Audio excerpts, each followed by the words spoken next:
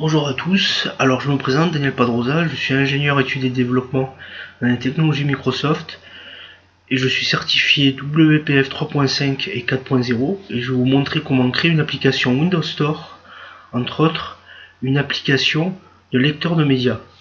Donc ici, vous ouvrez Visual Studio et vous faites nouveau projet. Dans le nouveau projet, vous sélectionnez un template de projet. Ici, vous sélectionnez Visual C# et application de type Windows Store. Vous sélectionnez une application vide, application universelle, qu'on va appeler App Vidéo Sample Store. Vous cliquez sur OK. Alors on peut créer plusieurs types de projets, une application de type Hub par exemple, pour avoir du multipage, une application pivot plus Windows Phone. Là on va plutôt s'intéresser à une application universelle qui a à la fois un template de projet pour les applications Windows Store, type donc qui va pouvoir tourner sur Surface ou par exemple sur votre PC, ou une application Windows Phone. Donc je crée le projet. Donc là le projet se charge avec tous les templates de projet. Donc on a notre solution avec deux templates de projet, un pour les applications Windows 8.1 et un pour les applications Windows Phone. Nous on va s'intéresser au projet Windows 8.1. Donc tout d'abord Properties. Ici on a le Assembly Info, tout ce qui est lié aux versions de votre projet.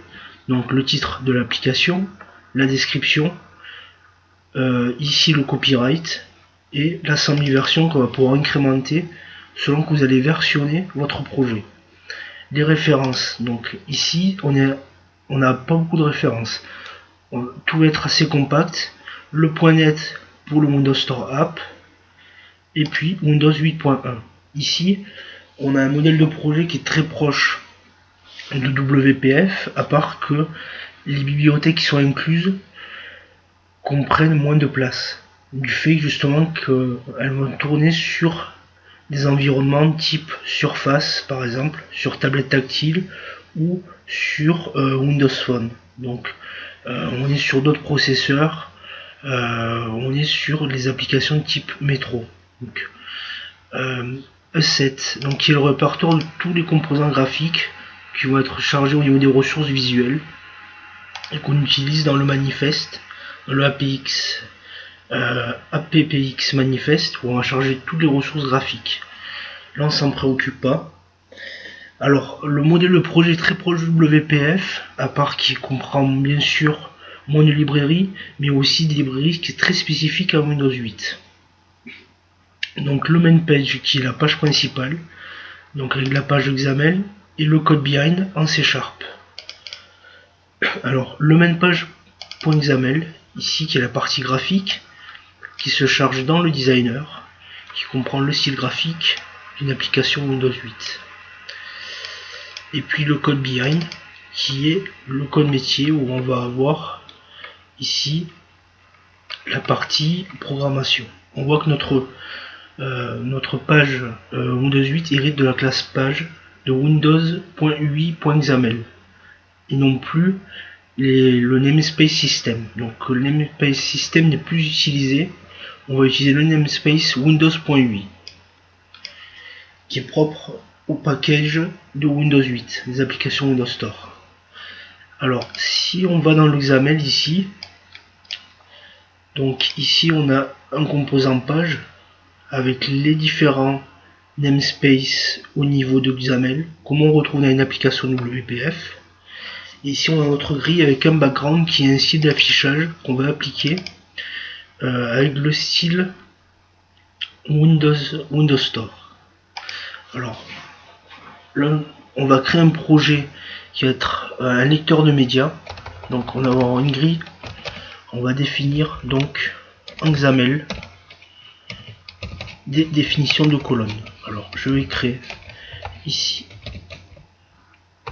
une colonne de 200 pixels et je vais en créer 5 parce que je vais avoir ici 4 boutons d'action pour mon plieur avec une ligne, avec une colonne qui va prendre tout l'espace disponible. Ensuite, les définitions des lignes, donc les redéfinitions. Donc du développement XAML classique, hein, comme en WPF. Donc on va définir une hauteur ici de 50 pixels, donc la ligne où il y aura les boutons, suivi d'une ligne avec une hauteur en auto qui va prendre toute la taille disponible. Alors au niveau des boutons d'action, on va créer un bouton XAML qu'on va nommer x.name btn play, suivi de l'événement click, nouveau gestionnaire d'événement btn play click, en largeur 200 pixels et content pour le texte play. On va définir un background pour avoir un fond avec un style graphique. Ici on va définir un dégradé de couleur de type linéaire avec le linéaire gradient brush. On avait le radial gradient brush qui était disponible en WPF qui n'est plus ici. On n'a plus que le style linéaire. Là, on peut faire des choses bien. Un gradient stop, on va utiliser la couleur black. Un offset qu'on va positionner jusqu'à 0,2 qui va de 0 jusqu'à 1. Un autre gradient stop avec une couleur argentée. On va mettre un offset en 0,4. Un gradient stop avec une couleur là. Il n'est pas fermé. Donc il y a IntelliSense. Alors IntelliSense qui est outil d'autocomplétion. On connaît très bien sous Visual Studio, qui est très pratique. Vous devez sûrement en connaître. Et puis la couleur rouge avec un offset qu'on va définir en 0,6. Et puis un dernier gradient stop.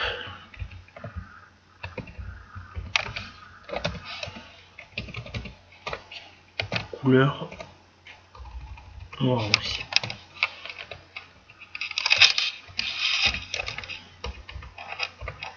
Et un offset en 0,8. Donc là on a défini le premier bouton d'action. Voilà, qui apparaît, bouton play. Un autre bouton d'action. On va faire plus simple, je vais faire un copier-coller, je vais le renommer btn stop. L'événement, donc IntelliSense, je redéfinis click. Nouveau gestionnaire d'événements btn stop click. Le positionnement, le premier en colonne 0, le deuxième en colonne 1. Ici en texte, en content stop. Là, je vais faire de même. Je prends mon dernier bouton. Ici, btn stop, je l'appelais donc pause.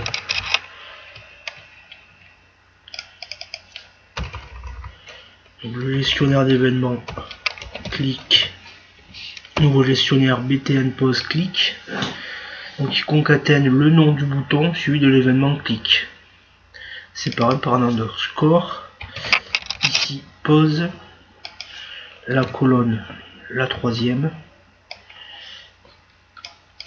Et en texte, bien sûr, ici, donc play pause. On pourra faire les deux actions. En positionnement, donc la troisième colonne.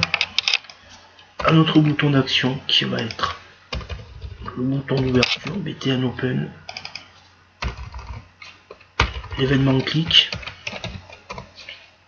Nouveau gestionnaire d'événement, btn open click. En texte open. La colonne, la quatrième. Voilà. Donc là, les boutons d'action sont créés. Maintenant, le composant qui permet de charger le flux média, qui est un média élément qu'on retrouve dans WPF. On a un autre composant, le Media Player aussi. Ici, alors en WPF, on avait deux composants pour charger des médias. Avec Windows 3, il n'y en a plus qu'un seul, c'est le Media Element. Mais déjà, il fait énormément de choses. On va le nommer Media Element Player.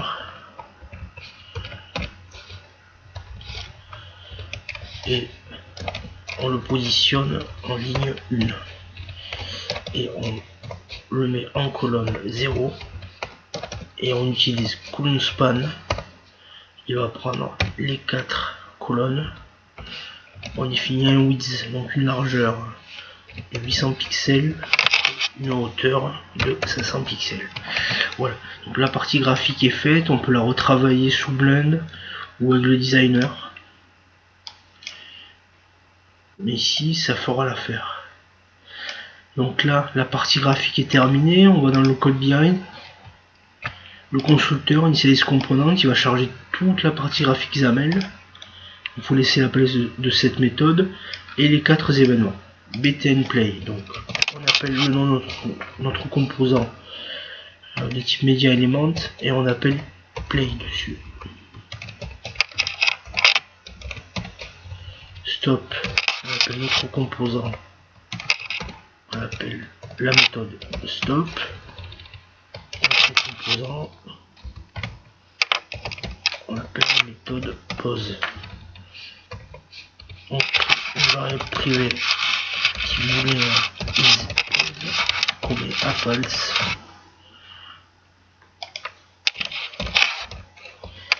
Si est en pause, si pause est à false, on le passe en pause, else on reprend la lecture.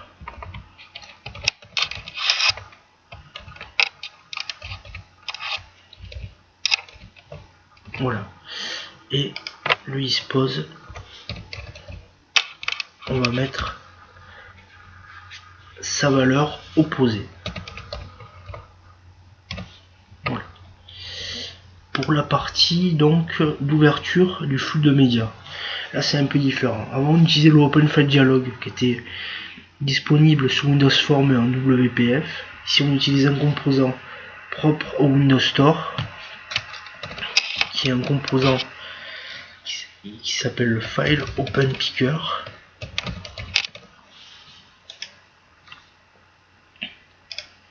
Qui ressemble beaucoup à l'Open File Dialog, hein, qui était disponible en Windows Form. Alors qu'ici, il va justement interroger la partie lecteur disque propre aux différents médias sur lesquels va tourner votre application. Ça peut être soit un PC, soit une tablette, soit un téléphone portable. Donc, on va le nommer File Open. Donc new File Open Picker. On va rajouter dessus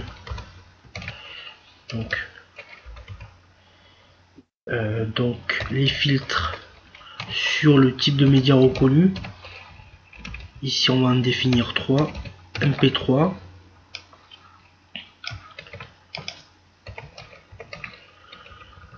un pour le MP4, un pour le WMV.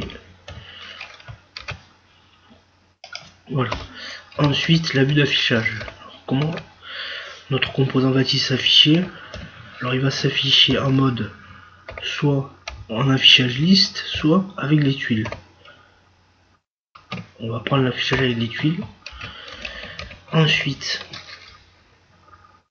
alors, le répertoire par défaut, on va chercher média. On va prendre un pointeur de répertoire où on va sélectionner par exemple soit le répertoire des musiques, soit download sur le desktop, soit celui des images, soit celui des vidéos. On va prendre vidéo librairie. Ensuite, sur notre composant, on va appeler la méthode pick single file sync qui permet de sélectionner de façon asynchrone le répertoire de façon à pouvoir sélectionner le média. Alors on va récupérer un file et bien sûr cet appel est asynchrone puisque tant que l'utilisateur n'a pas sélectionné de fichier, on n'a pas le retour de l'appel de la méthode. Par contre, il faut marquer l'événement en asynchrone grâce au mot-clé async fourni par le langage C# 4.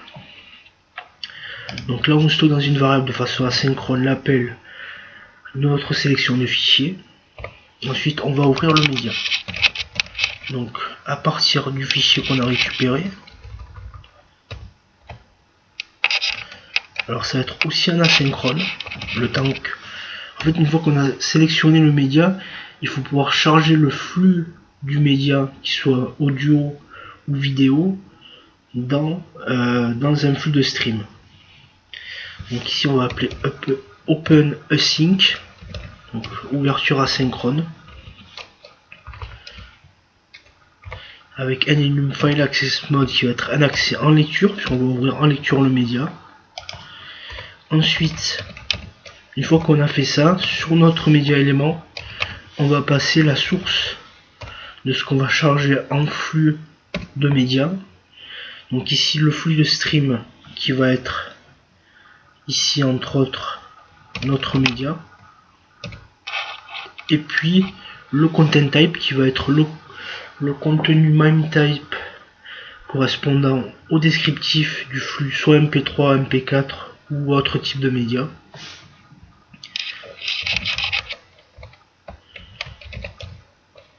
À partir de la propriété content type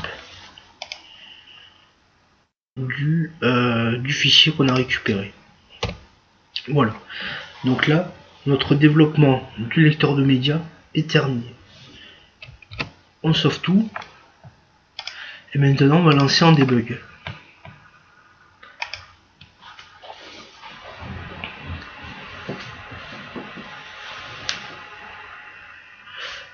Voilà, donc notre application qui s'affiche en full screen. Ici, on a nos 4 boutons play, stop, play, pause et open. On va cliquer sur open pour voir justement ce nouveau composant Windows Store qui permet de charger donc des fichiers et de l'insérer dans le flux média. Donc là, on a une vue sous forme de tuile qui va se positionner au niveau du répertoire des médias, des vidéos. Donc je sélectionne. Je fais ouvrir. Voilà. Donc là, notre média se lance. Notre vidéo qui se lance en lecture. Il est en autoplay. On peut le désactiver grâce à la propriété autoplay en passant en false. On peut mettre sur pause. Alors on va tester les événements. Donc là, la vidéo est en pause. Je rappuie sur play. La lecture reprend. Je clique sur stop. On a stoppé la lecture. Je reclique sur play. La lecture reprend. On peut ouvrir aussi d'autres médias. Ici je fais annuler. Je rebascule sur mon média. Ah, j'ai une exception qui s'est levée. C'est une exception que j'ai pas gérée. Je relance l'appli, c'est pas grave. J'ouvre le flux média. Oui, parce qu'en fait, comme j'ai fait annuler, il faut gérer le cas aussi où on annule l'ouverture du média. Donc ça, c'est des choses qu'il faut aussi gérer. Vous avez plein de propriétés que vous pouvez surcharger, par exemple le ease mute pour activer ou désactiver le son, le full screen pour basculer en plein écran, ou par exemple la propriété volume qui est comprise entre 0 et 1 qui permet justement de régler le son. Vous pouvez par exemple le plugger à un slider pour pouvoir justement avoir votre propre barre de défilement de son, ou par exemple pour le ease mute une checkbox pour activer ou pas le son. Voilà, il y a plein de propriétés dans ce composant média élément et vous pouvez créer votre propre player de vidéo et créer une application Windows Store. Donc là je vais cliquer sur stop, je reviens sur Visual Studio, je stoppe le débugage. Vous avez la propriété donc sur clic droit au niveau du projet. Vous avez ici dans le menu Windows Store et vous pouvez créer des packages d'installation. Et entre autres, soit vous pouvez les créer offline, donc créer vos packages, vos installeurs, soit en cliquant sur oui, vous pouvez l'associer à un compte Windows Store. Donc si vous créez un compte Windows Store, vous pouvez déployer votre projet, votre application sur le Windows Store pour le rendre disponible. Voilà. Donc ici ce tutoriel est terminé. Je vous ai montré comment créer une application de type Windows Store. On a vu aussi qu'il y a un template pour le Windows Phone. Donc vous pouvez créer sur le même principe une application sur téléphone mobile. La démonstration est terminée. Je vous invite à visiter mon projet donc sur janesoft.com, où vous avez une application développée justement, pas développée forcément pour le store, mais une application orientée Microsoft que je vous invite à consulter. Je vous dis au revoir et puis je vous dis à très bientôt. Merci.